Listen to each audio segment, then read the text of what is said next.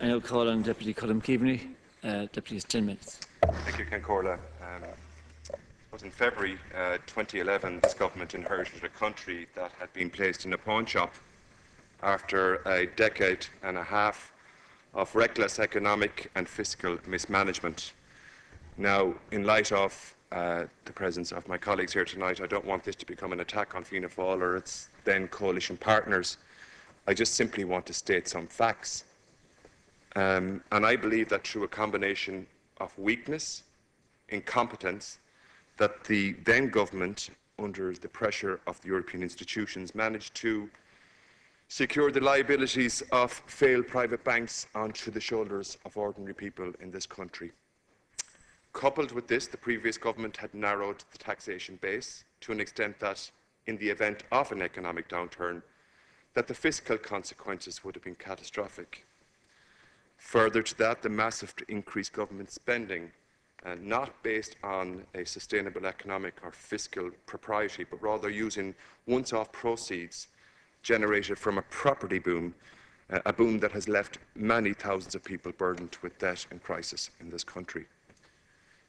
Difficult issues were resolved not by reform, but simply by throwing money at issues. So the time for radical reform in welfare, education, and in health was when we were in a time of plenty. And that simply wasn't the case. And it's the responsibility of this government to implement those reforms where resources are scarce. We have to get on with the job, and I agree with some extent with what Deputy Stanley has to say. But there is an exception to this in that the disaster that took 15 years in its creation will not be resolved in 20 months. It will probably take a lifetime of this government to resolve 15 years of economic mismanagement and the vandalism of what I would argue of our economy and country.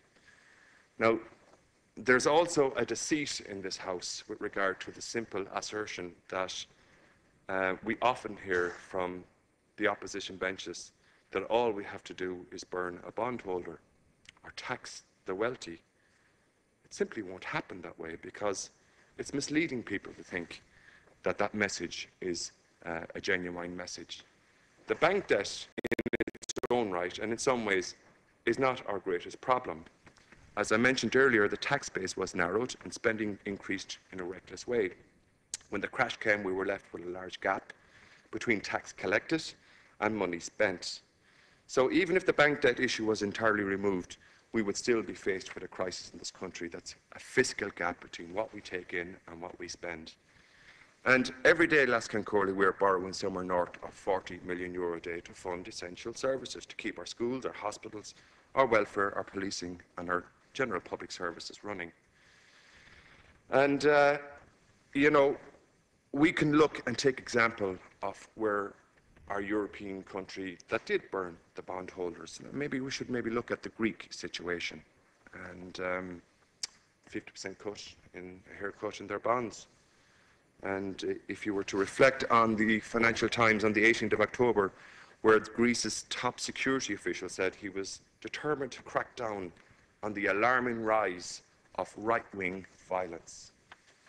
He admitted that some individual officers may be sympathetic to neo-fascist Golden Dawn Party, which he blamed much for the violence that won a surprising 7% in their June elections. His comments came amid concerns about a string of assaults by right-wing thugs on immigrants against left-wing opponents, and there was an accusation that Greek police were either sympathetic or acting in collusion with the fascists. As in the rest of Greek public sector, police numbers have been reduced. Fewer than half of the country's 52,000 police officers earn less than €1,000 a month, and they are facing this week further pay cuts with respect to burning the bondholder. There are reports in the Italian media over the course of the last number of weeks suggesting that Greek women have to engage in prostitution in Italian cities to feed their children in Greece. Concordia, this government inherited a situation where private bank debt was effectively turned into a sovereign debt.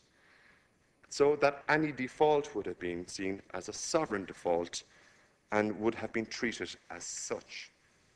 Any idea that we could have defaulted without a consequence is wishful thinking, or worse, those who express that view are deliberately misleading the public. We would have moved from being reliant on a moneylender who has imposed conditions to a dialogue similar to the situation in Greece, where they are imposed on us by the threat of denial of critical funding. We could, of course, free ourselves from any need to borrow by closing the deficit immediately through radical cuts, massive tax increases, and the consequences of which would have been horrific for low-income families and those people on social welfare. It would be no doubt that middle-class people would have seen their incomes abolished.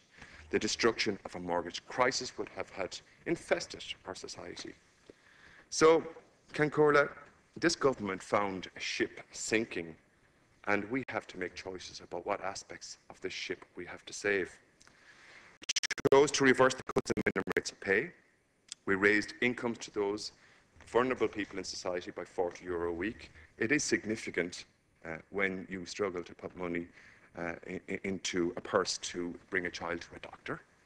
We remove very low-paid people from the universal social charge, and we've protected, where possible, core social welfare payments.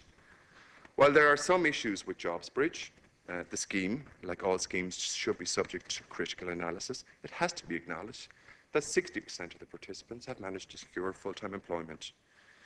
We are hard working in our endeavours to encourage inward investment and to secure employment for our people. And central to that will be the restoration of Ireland's reputation and credibility as a place that we can do business and where we honour our debt. It's employment and investment that will do most to get us out of this difficult time. Central to restoring our reputation and giving confidence to those who might want to invest here is the issue of trust. The government has sought to address the issue of the bank debt by engaging in careful diplomacy and have made significant progress. However maddeningly slow it has been significant, and I appreciate people are waiting a long time for the resolution. But I can say to you, Cancórla, that this country will get a deal. And while others may not be in a position to say it, the debt, as it is unsustainable. I understand why the Taoiseach and Taoiseach don't say that. I absolutely do. Because they're sending a signal out to critically important foreign direct investment in this country about the way we would like to conduct business. And I think we need to accomplish and enhance our reputation by encouraging trust and confidence in a way that will secure that investment. There's no easy way of doing it. We have to go out with patient diplomacy and not knee-jerk reactions. 2 minutes remaining. This and our progress in addressing the fiscal position has been evidenced with our bond yield has been falling in excess of other EU states. There are issues that we need to address with regard to the burden of the fiscal adjustment, and the only consequence for me as a well-paid civil servant, let's be honest, I'm €100 worse off as a consequence of the household charge and €5 as a septic tank charge. This has not happened. This hasn't started. The CSO survey would clearly indicate the gap between those who have and have not. And the government, and all of us who sit in this government, and that side of the House as well, should take careful caution to the growing gap and the effect of the consequence of what potentially could be social unrest in this country. Because there are many people in the middle classes who are being squeezed by increased charges, wage stagnation, debt payment, and increased costs. They represent the core of our society and our economy, and when our fiscal position improves, we must focus our reliefs on those people who have carried the burden of the recovery of this country. It is the spending power of the middle classes of this country that will recover our economy. This budget must address the proportion of the burden of fiscal correction on those who have high earnings and have a capacity to pay. The budget will not be accepted by the citizens of this country if it does not feature social justice. The issue of tax exiles must be addressed. How can people who avoid paying tax in this country, in a just society, allow their families to benefit from publicly funded services such as schools, roads, hospitals, and so on? And how can we only find that the financial consequences of a budget for those on high earnings who have sheltered in many ways the effect of the cuts in services whether they be property taxes and so on. We have to address that, Minister, in this budget. Colm Can I conclude that we now see powerful groups such as the consultants refusing point blank to engage with the state with regard to playing their role in addressing this crisis? The government needs to address this challenge and take whatever legislative action is necessary in order to force these changes. And Corla, can I conclude by saying that there is light at the end of the tunnel and we will emerge from the crisis. I'm confident of that. But we must ensure that for those most in need, that they have the protection of the state. We must ensure that recovery, when it comes, will keep an economy and a society intact. And most of all, we must ensure social justice, as it is, will not be sacrificed for expediency or for the lack of the participation of powerful vested interest groups in society. Colm Keaveney, I now call Chuck Damon O'Keefe, Gen.